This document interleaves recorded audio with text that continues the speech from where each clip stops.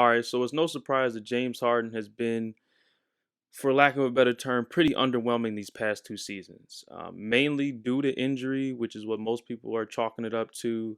But honestly, I don't think this just falls at, he's just been hurt and he'll be back to good old James Harden in no time this season. I think a lot of people are counting on him to just bounce back to being that guy. Most people have kind of let go of the fact that he'll be a 30 point per game scorer, but people think that he'll be back to all NBA caliber this season. And personally, I do not think so at all. So let's start with the kind of elephant in the room. Like I said, he's been hurt 2 years in a row. In my opinion, the way I look at it, if you're hurt 1 year, I understand that. I get it. You take your off season, you get healthy, you come back stronger. They got sent home in that Brooklyn series against Milwaukee. They got sent home in the second round. He had an extended, summer to get his hamstring or whatever was hurting him right. He did not have to rush back. There was no reason to rush back. You're an all NBA caliber player at that point. No one is pressuring you to start the season off unhealthy. Majority of stars, they take their time and make sure when they come back that they're ready to go, because the playoffs are more important than the regular season to those people who expect to be in playing late into June and stuff like that. So for him to come back that following season, where he was with the Brooklyn Nets for a few games, then eventually got traded for Ben Simmons to the 76ers. And for the first 5 games, he looked like old James Harden. And then after that, he was back to looking like he was either hurt or had just lost his explosion. So again, I don't know which one he was. So I'm not going to say either one he was, but I think that he just did not have the explosion. But if you want to give him that benefit of the doubt and say that it was just him being hurt, the way I look at it, if you're hurt 2 seasons in a row, this is no longer a fluke accident. Your body is no longer capable of getting back to where you need to get back to. James Harden used to have one of the most explosive first steps and could get by virtually anybody that you put on him. That's why James Harden averaged 30 plus a game multiple times in his career. Like we've all watched him absolutely destroy any defender that you put in front of him. And to see him consistently get locked up on by barely above average defenders was just very hard to watch. And I'm like, this is not just a hamstring anymore. This is who I think that James Harden is. If you watch that series against him with the 76ers versus Miami, when Joel Embiid, I believe he missed the first 2 games. So it's just really just James Harden and Tyrese Maxey out there to create, maybe Tobias Harris a little bit. James Harden was horrible in that time and didn't even really want to shoot the ball. When has James Harden ever not wanted to shoot the ball? Even if he missed a bunch of shots, I would have been more fine with that. But it was the fact that sometimes he just was not looking to shoot the ball. That shows me that you no longer have confidence in your game and can and in most cases you can't do what you used to be able to do. So he's deferring and he's passing it to Tyrese Maxey and Tobias Harris. If Joel Embiid is on the court, I expect James Harden to defer.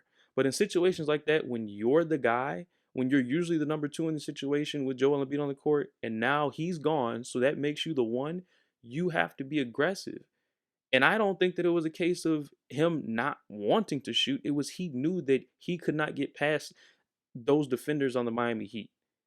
And that to me says that he just doesn't have it anymore. You don't go 2 seasons. Again, I think 1 season, all right, you were hurt, you get back healthy, you get back to it. But 2 seasons in a row, there's something else that we're not seeing. There's something more to it. And I think in most cases that means that your career is on the decline.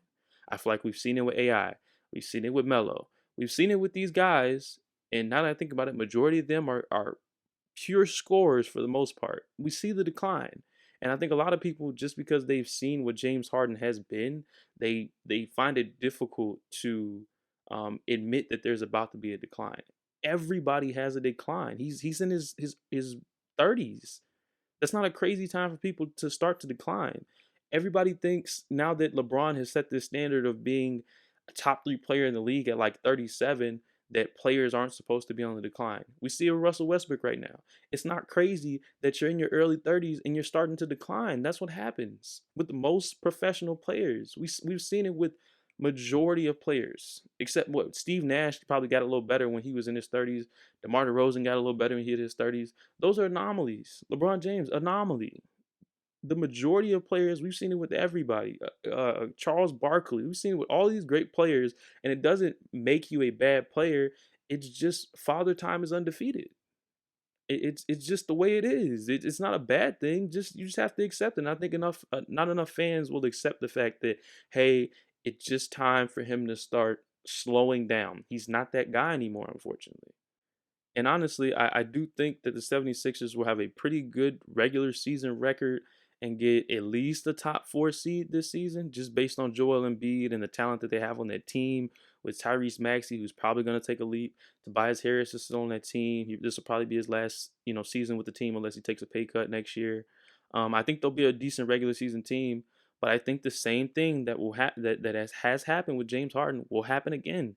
We'll get to the playoffs and he's I don't want to say exposed, but we will see that he's just not that guy anymore. If he gets matched up with Miami again, Miami still has elite defenders that can move their feet and stay in front of him and clamp down like they just did.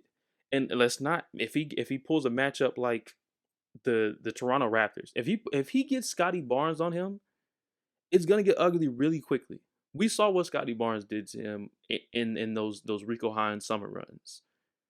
That's the type of defense that he's going to get. He's going to consistently and has always gotten the best wing defensive matchup. I probably butchered the way I said that, but he has consistently got the best wing defender matched up with him everywhere he's been. And he's still going to get it because the best wing defender isn't going to go to Joel Embiid, even though Joel Embiid is the best player, is going to go to the second best player, which should be James Harden. So he's still going to draw the best wing defensive matchup every night.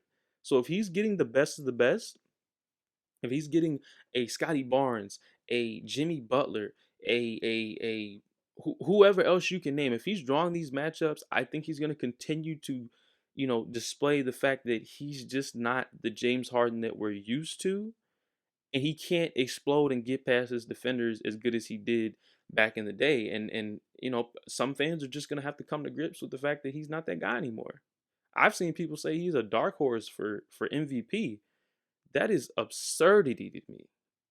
I respect his career. I respect what he's done. But for you to say at this point James Harden is even a dark horse for MVP, I don't think that people understand what a dark horse is. He's nowhere near the conversation. He's probably not even gonna be All NBA next. Not probably. He won't be All NBA next season. He might sneak into an All Star, maybe, But and that I think that'll be just based off of his team success alone. But he'll still give you a 18, 8, and 8 maybe.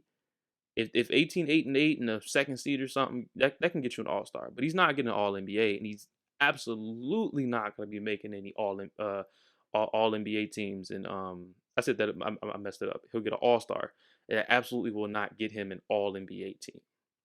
But let me know what you guys think down in the comments. I love to hear what you guys have to say. I love to hear different uh, opinions and outlooks on these type of things. This is just some stuff that I'm thinking off the top of my head. When I watch the game, I'm watching every game that I can.